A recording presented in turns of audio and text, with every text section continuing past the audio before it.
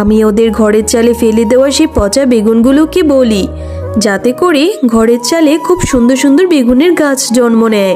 শোন পচা বেগুনগুলো, তোরা তোদের বীজ থেকে টয়াদের ঘরের চালে সুন্দর সুন্দর সোনার আর সাধারণ বেগুন গাছ এনে দে। এরপরই সেইখানে অনেক সুন্দর সুন্দর সাধারণ ও সোনার বেগুন গাছ চলে আসে।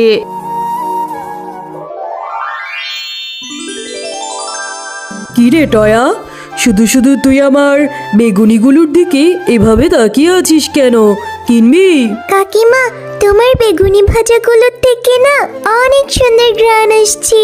কিরকম দেখেই খেতে ইচ্ছে করছে। আমার হাতের বেগুনি ভাজা, ঘ্রাণ তো আসবেই। শুধু শুধু তাকিয়ে থাকলে হবে? দে দে টাকা দে, টাকা দিয়ে বেগুনি কিনে নিয়ে খা। না কাকিমা, আমার কাছে যে কোনো টাকা নেই। আমি খাবো না, আমি এমনিতেই দেখছিলাম। খাবি না যখন এভাবে আমার বেগুনিগুলোর দিকে তাকিয়ে আছিস কেন? যা তো আমার দোকানের সামনে থেকে এখনই চলে যা। কাকিমা, তোমার এখান থেকে আমাকে একটা বেগুন দেবে? আমি আমার মাকে বলবো আমাকে বেগুনি ভাজি করে দিতে। না না, আমার এখান থেকে বেগুন দেওয়া যাবে না। বেগুনের যে অনেক দাম। তোর বাবা মাকে যে বলবি বাজার থেকে কিনে তারপরে বেগুনি ভাজা করে দিতে। যা তো এখান থেকে। ও কাকিমা, তোমার পাশে যে ওই পচা বেগুনগুলো আছে, ওই বেগুনগুলোই না হয় আমাকে দাও। আমি মাকে বলবো কেটে ভেজে দিতে। আচ্ছা ঠিক আছে, ওই বেগুনগুলো আমি এমনিতেও ফেলে দেব। চাচ্ছিস তখন যা নিয়ে যা, কিন্তু তাড়াতাড়ি আমার দোকানের সামন থেকে বিদায় হ। এরপর টয়া পচা বেগুনগুলো নিয়ে বাড়িতে চলে যায়। মা, ও মা, এই দেখো আমি বেগুন নিয়ে এসেছি। আমাকে এখান থেকে বেগুনগুলো কেটে ভেজে দাও তো। কিসব বলছিস রে টয়া? এই বেগুনগুলো তো একদম পচা পচা গন্ধ ছুটে গিয়েছে। এই বেগুনগুলো কি ভেজে খাওয়া যাবে বলতো? হ্যাঁ মা, আমি এই বেগুনগুলোই ভাজা খাবো। কি করব বলো? আমার যে খুব বেগুনি ভাজা খেতে ইচ্ছে করেছে। ভেজে দাও না মা। আরে বোকা মেয়ের কথা শোনো, পচা বেগুনগুলো কি কখনো ভেজে খাওয়া যায়? হ্যাঁ, আর এই বেগুনগুলো খেলে তো তুই অসুস্থ হয়ে পড়বি। এই বেগুন খেতে হবে না। তুমি শুধু শুধু আমাকে বকো, তাহলে আমি কি করব বলো? আমার যে খুব বেগুনি খেতে ইচ্ছে করেছে। বেগুনি খেতে ইচ্ছে করেছে বুঝলাম, তোর বাবাকে বলিস সে যাতে করে বাজার থেকে কিনে নিয়ে আসে, তারপরে বেগুনি করে দেব, বুঝলি? আচ্ছা ঠিক আছে, তুমি যখন ভেজেই দেবে না, আমি বেগুনগুলো ঘরের চালে ফেলে দিচ্ছি। বাবা, ও বাবা, আমার না খুব বেগুনি খেতে ইচ্ছে করেছে। তুমি বাজার থেকে একটা বেগুন নিয়ে আসো না বাবা, তাহলে মা আমাকে ভেজে দেবে আর আমি মজা করে খেতে পারবো। হ্যাঁ গো, তোমার মেয়ে কোথা থেকে যেন কতগুলো পচা বেগুন কুড়িয়ে নিয়ে এসেছে, আমাকে ভেজে দেওয়ার জন্য খুব করে বলেছিল। পচা বেগুন কি ভেজে খাওয়া যায় বলো তো? ওর জন্য বাজার থেকে ছোট দেখে একটা বেগুন কিনে নিয়ে এসো তো কালকে, তারপর ওকে ভেজে দেব। হ্যাঁ রে মা, বেগুনের যে অনেক দাম। ঠিক আছে, তুই যেহেতু এত করে বলছিস, আমি তোর জন্য কালকে বাজারে যাব। বাজার থেকে একটা বেগুন কিনে নিয়ে আসবো। এখন তুই খেয়ে নে তো। আচ্ছা বাবা, আমি এক্ষুনি ভাত খেয়ে নিচ্ছি। বলছি বাঘ মামা, আপনার দোকানের বেগুনগুলোর দাম কত? হ্যাঁ রে মেচকে, বেগুনের যে অনেক দাম। 1 কেজি বেগুন 200 টাকা কেজি।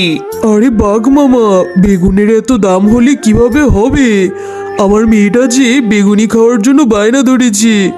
আমাকে একটা বেগুন দাও তো তুমি। একটা বেগুনের দাম একদম 80 টাকা হবে। এর একটাকেও কমে পারবো না। যদি তোর কাছে টাকা থাকে তাহলে 80 টাকা দিয়ে নিয়ে যা। আচ্ছা ঠিক আছে বাঘ মামা, মেয়েটা যেহেতু এত করে আবদার করেছে, দাও তুমি আমাকে 80 টাকা দিয়ে একটা বেগুন দাও।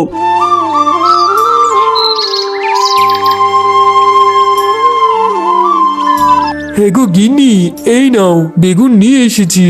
এবার আমার মেয়েটাকে কড়া করে বেগুন ভেজে দাও তো। আমি আজকে মজা করে বেগুন ভাজা দিয়ে ভাত খাবো।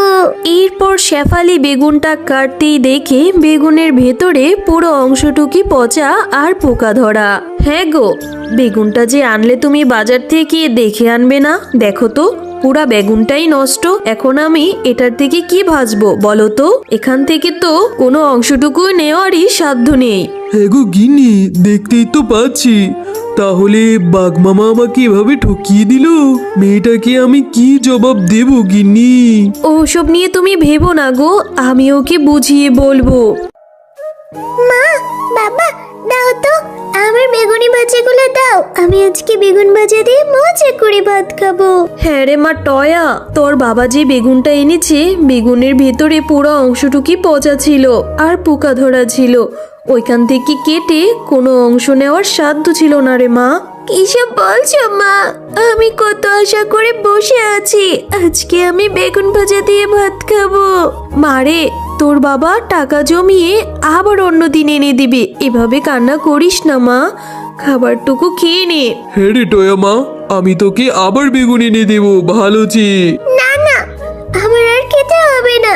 তোমাদের কাছে আমি একটা বেগুন ভাজা খাওয়ার আবদার করেছি, তোমরা সেটাও পূরণ করতে পারলে না। আমি আর ভাতই খাবো না।